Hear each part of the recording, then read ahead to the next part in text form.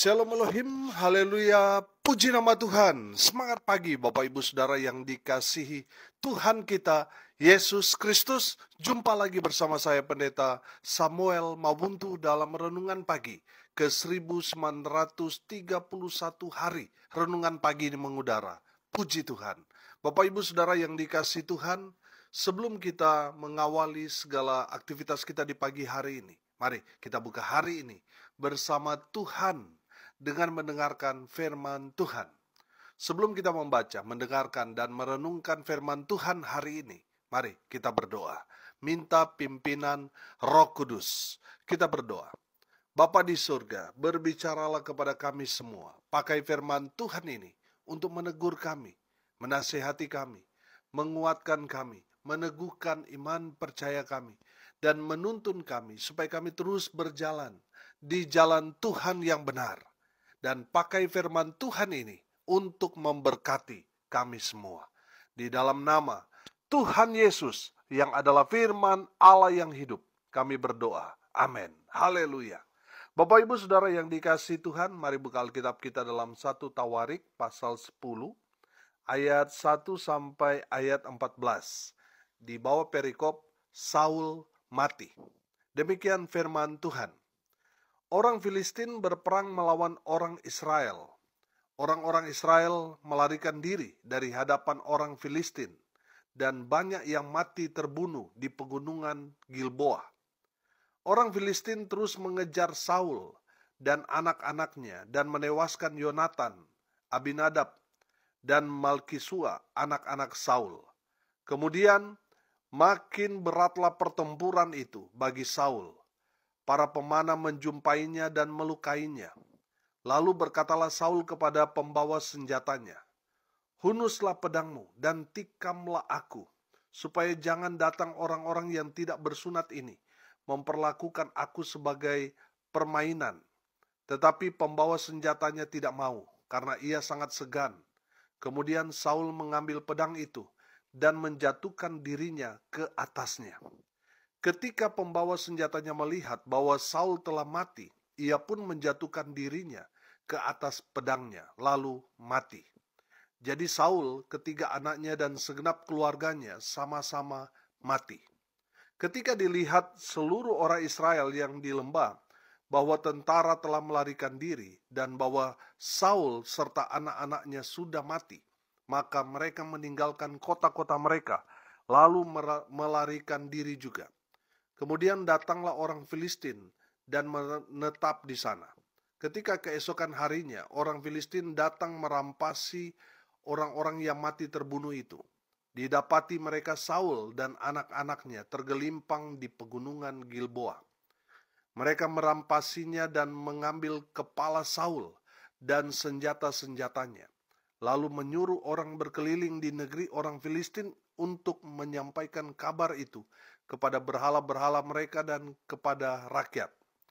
Kemudian mereka menaruh senjata-senjata Saul di kuil Allah mereka, tetapi batu kepalanya dipakukan mereka di rumah Dagon. Ketika seluruh Yabes Gilead mendengar tentang segala yang telah dilakukan orang Filistin terhadap Saul, maka bersiaplah segenap orang gagah perkasa, lalu pergi mengambil mayat Saul dan mayat anak-anaknya. Mereka membawanya ke Yabes dan menguburkan tulang-tulang mereka di bawah pohon besar di Yabes. Sesudah itu berpuasalah mereka 7 hari lamanya. Demikianlah Saul mati karena perbuatannya yang tidak setia terhadap Tuhan. Oleh karena ia tidak berpegang pada firman Tuhan, dan juga karena ia telah meminta petunjuk dari arwah dan tidak meminta petunjuk Tuhan. Sebab itu Tuhan membunuh dia dan menyerahkan jabatan raja itu kepada Daud bin Isai. Amin. Bapak Ibu Saudara yang dikasihi Tuhan, kita akan belajar tentang kematian Saul. Saudara, kematian para tokoh-tokoh Alkitab itu adalah cerita yang sangat menarik. Bagaimana akhir kehidupan mereka. Nah, saudara, kalau kita mendengar orang meninggal, tentu kita akan bertanya, dia meninggal karena apa? Apakah karena sakit, ataukah ada kecelakaan atau bunuh diri dan lain sebagainya. Bapak Ibu Saudara yang dikasihi Tuhan, kita mau fokus di ayat 13 dan ayat 14 tentang kematian Saul. Saul kita tahu bahwa dia adalah pilihan Tuhan menjadi raja Israel yang pertama.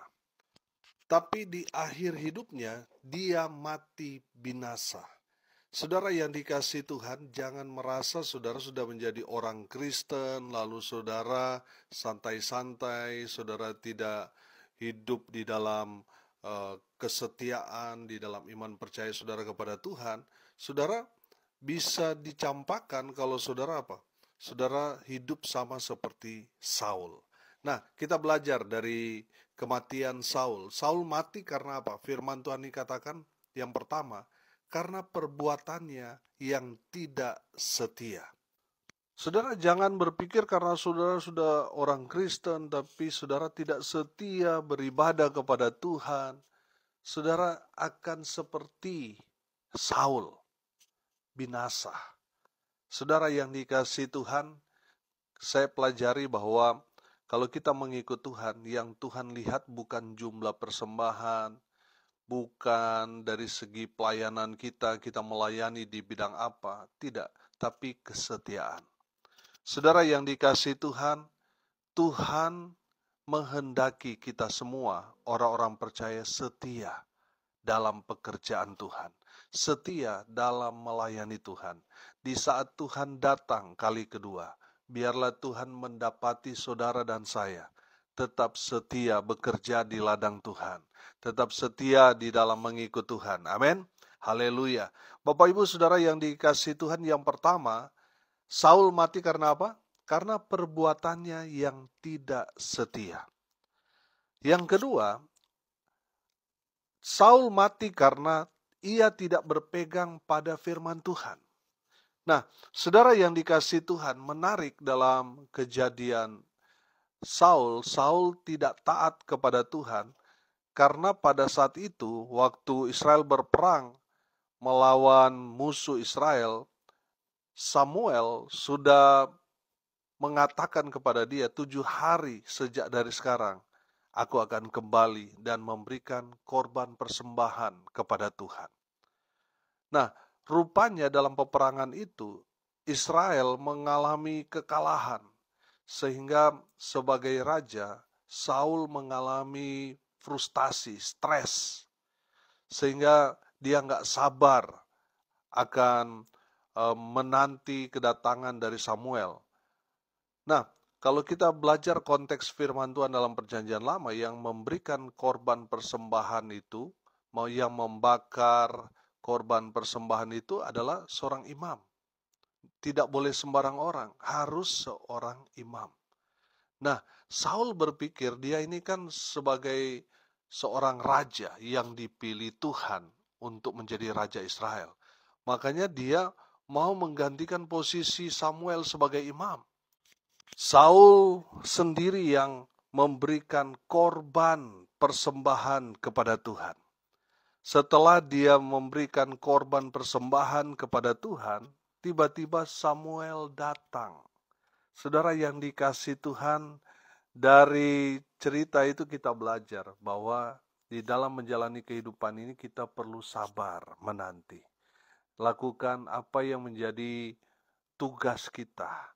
Saudara, kalau Samuel sebagai imam, tugasnya dia ya membawa korban persembahan yang dibawa oleh umat Tuhan kepada Tuhan.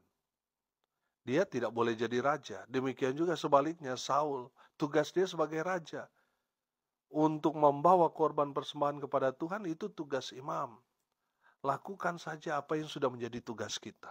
Amin. Jangan merampas atau memonopoli atau mau semua serba bisa sehingga saudara mengambil, merampas apa yang menjadi tugas dari orang lain. Lakukan saja apa yang menjadi tugas kita. Nah, saudara yang dikasihi Tuhan, dari Saul ini kita belajar bahwa kita harus taat pada firman Tuhan. Amin. Saul mati karena apa? Karena dia tidak taat pada firman Tuhan. Samuel kan sudah bilang dia akan datang hari ke-7. Tapi karena dasar tidak taat, akhirnya apa? Saul binasa. Saudara yang dikasihi Tuhan, jangan sepelekan ketidaktaatan. Ketidaktaatan itu bisa berakibat fatal. Saudara, di dalam kebenaran firman Tuhan ini kita belajar. Saul mati karena dia tidak berpegang pada firman Tuhan. Artinya dia tidak taat. Hati-hati saudara, kalau kita tidak taat, kita akan celaka. Yang ketiga saudara, kita belajar dari firman Tuhan ini, kematian Saul. Kenapa Saul mati? Karena Saul, dia meminta petunjuk dari arwah. Kita tahu bahwa pasca kematian Samuel, Saul mencari orang-orang yang pintar, orang-orang yang tukang sihir untuk memanggil arwah Samuel di Endor. Bapak Ibu Saudara yang dikasihi Tuhan, jangan main-main. Kalau saudara terikat dengan kuasa-kuasa kegelapan, saudara pernah tanya nasib saudara seperti apa nanti di masa depan kepada orang-orang yang bisa sihir, bisa meramal, saudara akan binasa. Bertobat, saudara. Saudara yang dikasihi Tuhan, ada banyak di antara kita ini tanpa sadari meminta petunjuk dari arwah, meminta petunjuk daripada kuasa-kuasa kegelapan. Misalnya apa? Zodiak. Saudara, ketika kita membuka majalah atau ada koran-koran tertentu, saudara, di sana ada zodiak. Di sana ada percintaan, asmara, masa depannya, dan sebagainya, saudara, tertulis di sana. Nah, kalau saudara melihat itu, dan saudara yakini, saudara percaya, saudara imani itu, saudara sama seperti Saul, meminta petunjuk dari arwah. Saudara, kita tahu bahwa Saul akhirnya apa? Dia mati binasa, saudara. Karena apa? Karena dia meminta petunjuk dari kuasa-kuasa kegelapan. Dan yang keempat, terakhir, dia tidak meminta petunjuk Tuhan. Bapak Ibu Saudara yang dikasihi Tuhan, hati-hati. Kalau kita tidak lagi mencari Tuhan, kita tidak lagi mau membaca firman Tuhan, kita tidak lagi mau dengarkan khotbah-khotbah dari hamba Tuhan, hati-hati saudara. Saudara yang dikasihi Tuhan, Saul mati karena dia tidak meminta petunjuk dari Tuhan. Saudara, kita tahu bersama bahwa setiap perjalanan bangsa Israel, mereka sangat tergantung pada firman Tuhan. Apakah mereka maju ke kiri, ke kanan, atau mereka mundur, itu tergantung firman Tuhan yang mereka dengarkan dari hamba-hamba Tuhan. Nah, Saul, dia tidak meminta petunjuk Tuhan. Dia tidak mau dengarkan hamba-hamba Tuhan bicara kepada dia. Alhasil apa? Firman Tuhan dikatakan, Tuhan membunuh dia dan menyerahkan jabatan raja itu kepada Daud bin Isai. Bapak Ibu Saudara yang dikasihi Tuhan, dari firman Tuhan ini kita belajar. Kita harus selalu meminta petunjuk dari Tuhan. Selalu baca firman Tuhan, selalu mau mendengar firman Tuhan yang disampaikan oleh hamba-hamba Tuhan. Sebagai petunjuk supaya kita tidak salah dalam melangkah atau mengambil keputusan. Saudara yang dikasihi Tuhan, dari kematian Saul ini kita belajar. Saul mati karena dia tidak setia terhadap Tuhan. Saudara, kalau dulu saudara melayani, mengikut Tuhan, dan saat ini saudara sudah mulai malas ikut Tuhan, saudara tidak lagi melayani, itu artinya saudara tidak setia.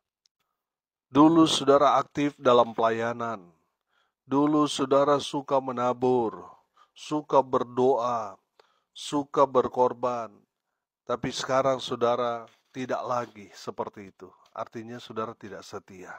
Bicara setia dulu, sekarang, sampai Tuhan jemput kita, kita tetap mengerjakan itu, melakukan itu. Itulah arti setia. Saudara yang dikasihi Tuhan, tetaplah setia sampai Tuhan datang. Dia mendapati kita setia mengerjakan tugas-tugas yang Tuhan berikan kepada kita. Dan yang kedua, kita belajar.